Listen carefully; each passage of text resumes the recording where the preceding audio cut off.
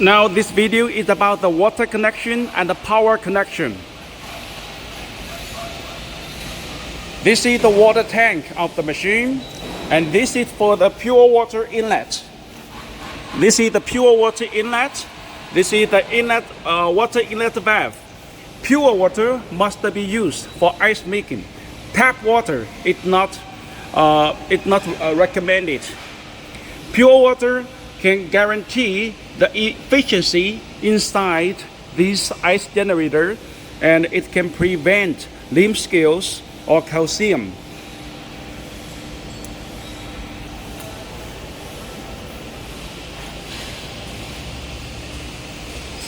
This is the machine's water cooling condenser,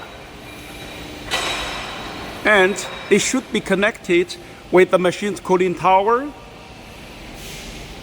This one is for water inlet into the condenser, and this one is for water outlet. Water goes out from the condenser back to the cooling tower, and there is warm water circulation between this condenser and the cooling tower.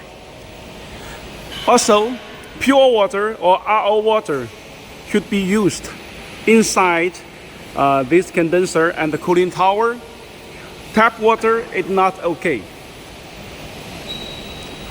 We should always keep using pure water in the condenser to prevent limb scale or calcium, because limb scale or calcium will cause a lot of problems.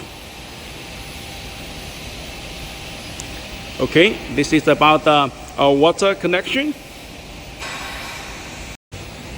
The cooling tower should be located on a higher level than the condenser. If the cooling tower is located on a lower level, we should add one valve to prevent water going out from the condenser back to the tower. So the best solution is to locate the cooling tower on a higher level than the condenser, and the cooling tower should be located outside of your factory, because it releases a lot of heat and vapor when it's working.